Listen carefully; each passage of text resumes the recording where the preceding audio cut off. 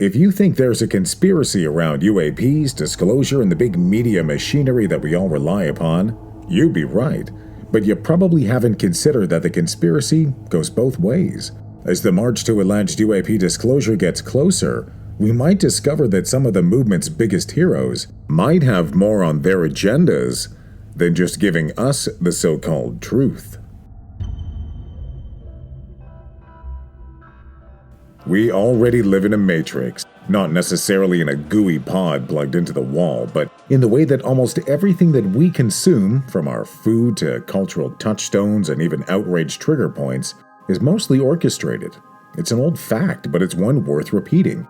From dirtbag politicians on all sides to social media algorithms that are meant to grip you and your growing children inside an unclenchable fist of manipulation and research into spiraling dopamine hits and emotional trigger points. We're bulls continually being led by the hoops through our nose around a ring we think is a field. The more digital we've become, the less time for individual thought and analysis there seems to be, and the system, it likes it that way. The media members selected for access, and the media left out at the December 2022 UAP Overview press conference about that congressional report that was long overdue. Well, that was about helping control and owning the narrative through access. Put a velvet rope in front of a garbage dump and folks will still feel drawn to try and cross it, sometimes by aggressive means. It's the lure of exclusivity, close personal access to the celebrities in the UAP community, and its disclosure movement is an exclusive club that ufology's ever-growing community of members wants to be a part of. There is a sense of ownership and camaraderie among the many people that are a part of it across the UAP issue and its perceived heroes. And that is what makes them vulnerable to influence, especially by some of the very people they exalt. These are civilians playing ball with former and current professional spies, counterintelligence experts, former defense insiders, White House insiders, legacied industrialist families, corporate brands, the Pentagon, intelligence agencies, all with unlimited resources. This is not a level playing field. After decades at the top of the media industry, I can say the conspiracy is both unwritten and self-fulfilling, but also far less complicated than you might think, and it's everywhere, and everybody can see it. For as long as the CIA has been around, so has meddling in affairs both domestic and foreign. I'll spare the history lesson because what matters are reminders like this about how the manipulation works when it comes to the media, and you'll get it right for the mouths of CIA operatives who did it. Have a listen. You have contact with a journalist, you will give him true stories, you'll get information from him, you'll also give him false stories. Did you buy his confidence with true stories? You buy his confidence and set him up. Used as a loaded term, the correspondents we targeted were those who had terrific influence, and we would pick out a journalist. I would go to socialize with them and slowly but surely to try to gain their confidence by dolloping out valid information which was true. And then I would drop into a conversation the data that we wanted to get across, which might not be true. 1/3 of my staff in this task force was covert action, was propagandists, whose professional career jobs was making up stories and finding ways to get them into the press. And that's where this seems to work. It is about creating the relationship, the need and the want. The UAP outsiders want the information, and the insiders need to get their story out.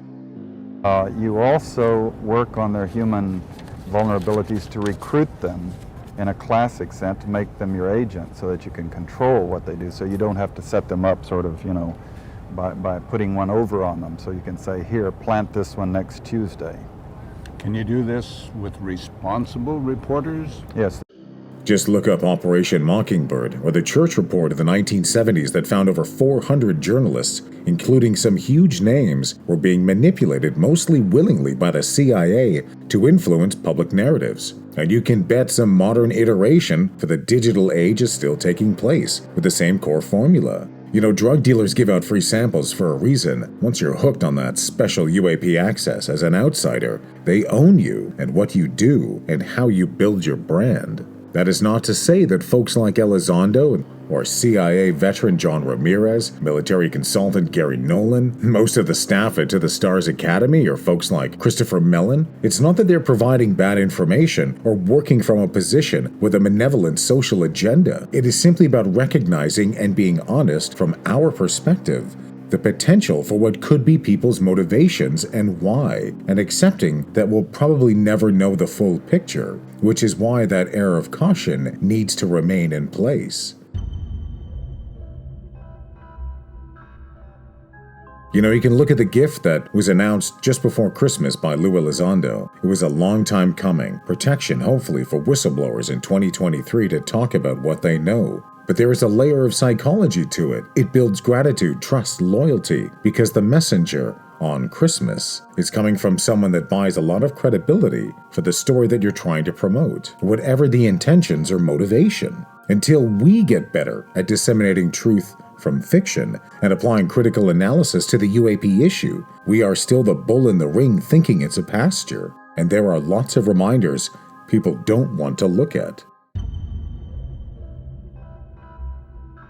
The key to a press conference is controlling the message. Limit the number of witnesses, you stifle the chance for hard, piercing questions you'd rather avoid. It's control through omission.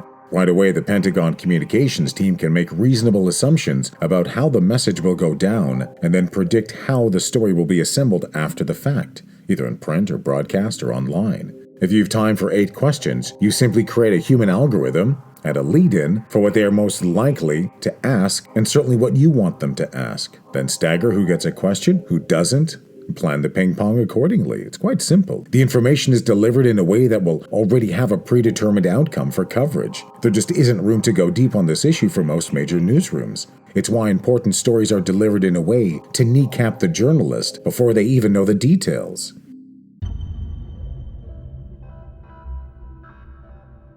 John Greenewald, a social media journalist, knows he gets special access.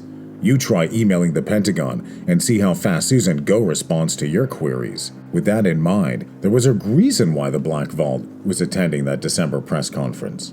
After all, the Pentagon knows his name after years of FOIA requests, and it makes a lot of sense on many levels. But that also speaks to the game's bigger politics. Greenewald, coincidentally, is quite vocal about his doubts and criticisms of folks like Lou Elizondo and Christopher Mellon, thorns in the side of the Pentagon's public UAP narrative, and he has raised some good points worth considering. It is curious that he got an invite to that December 2022 briefing, where others, like other statesmen of the issue, award-winning journalist George Knapp, Ross Coulthart, or even Jeremy Corbell, surely they garner an invite as much as Greenewald did.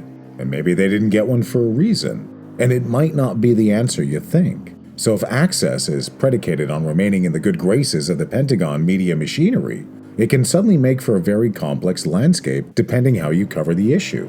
Much in the same way that the New York Post's Stephen Greenstreet went from being a supporter of the major UAP disclosure personalities to suddenly reversing his position against many of them. He made a hard turn, using his powerful platform accordingly to call out inconsistencies, omissions, and contradictions in the UAP movement. Like Greenewald, he has raised some very interesting questions, like the confusion around the origins of ATIP, why the media had different definitions for the acronym, and even Lou Elizondo's real role, considering he never produced any reports while in the UAP office, something that George Knapp had said. What Elizondo actually did appears rather nebulous, at least to the outside. Which again is not to undermine the purpose of what he is doing today. It simply speaks to the fact that we do not fully understand everything that is taking place or why. We simply either have to trust or distrust in what is being said and who is delivering the message. There is an air of mild tension between some of the media personalities in the UAP community, but that kind of division is essential as the Pentagon works to control the message. You have to keep the base divided, regardless of the issue, and you can always direct either side of the crowd to where you need it to go to serve your agenda. This is where the circle of omission helps control the key narrative. But there is always a flip side. Don't forget, the Pentagon has departments dedicated to disinformation, psychological warfare, swaying public narratives, all to serve a much broader, shadowy agenda. The very same departments Lou Elizondo made a name for himself in while he was with the Undersecretary of Defense for Intelligence and Security. The most boring name for one of the most exciting branches, doing things like high-level counterintelligence, including overseeing a secret dark-side prison inside Guantanamo Bay, Cuba, that eventually came to light after 2 years in operation. Anyone who thinks there are deeper layers to the psychological games being played by this branch of government is in denial about why they are getting special access.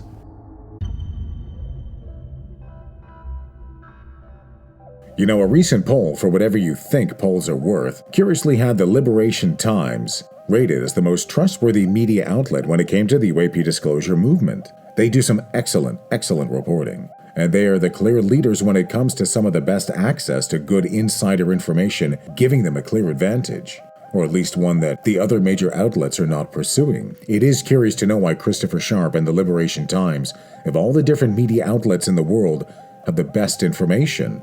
That's the thing about pipelines.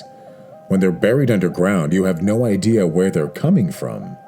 Think about the UAP disclosure issue like a swimming pool.